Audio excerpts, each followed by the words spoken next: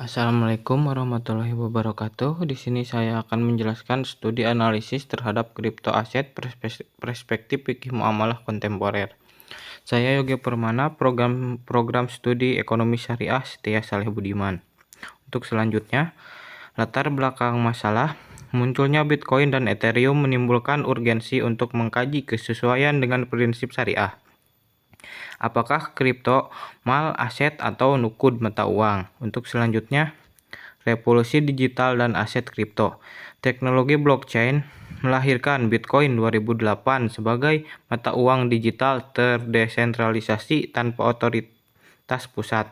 Ethereum menyediakan platform untuk smart contract dan aplikasi terdesentralisasi DevOps memberikan utilitas yang lebih luas. Perdebatan hukum fikih. Timbulnya urgensi memahami status syar'i sebagai alat tukar atau objek investasi bagi seorang muslim. Permasalahan utama, ketidakjelasan status jaljalah, apakah nukud, mata uang, atau mal aset. Untuk selanjutnya, metode penelitian.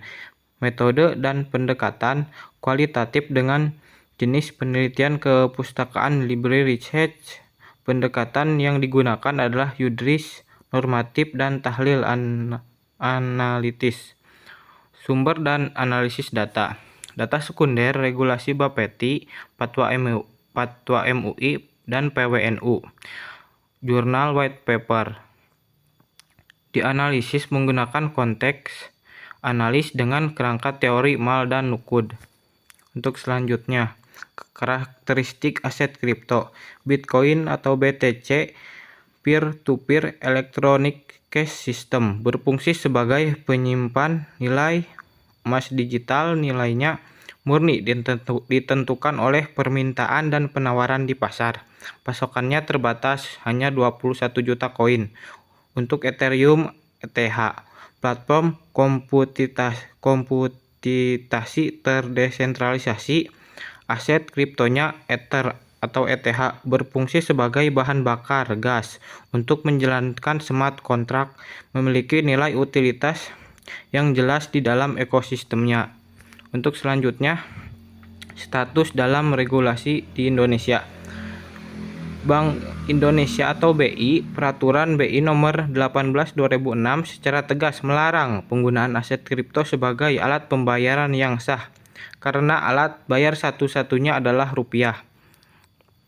Untuk Bapeti, Peraturan Nomor 5 Tahun 2019 mengklasifikasikan aset kripto sebagai komoditi atau aset yang dapat dijadikan subjek kontrak berjangka yang diperdagangkan di bursa berjangka. Untuk selanjutnya, analisis fikih muamalah menguji status aset kripto nukud mata uang versus mal aset.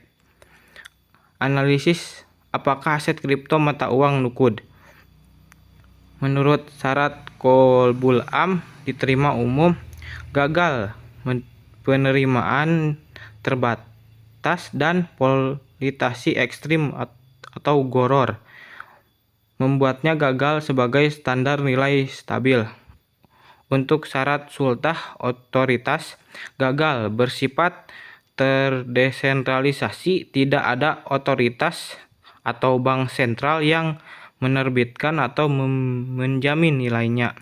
Kesimpulan fikih.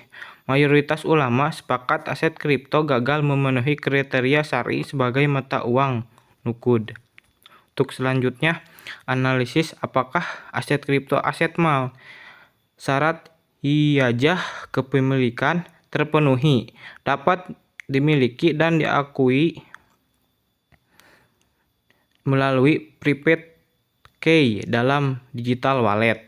Syarat manfaat debatable sebagai melihatnya hanya spekulasi, sebagai yang lain khususnya ETH melihat adanya nilai utilitas.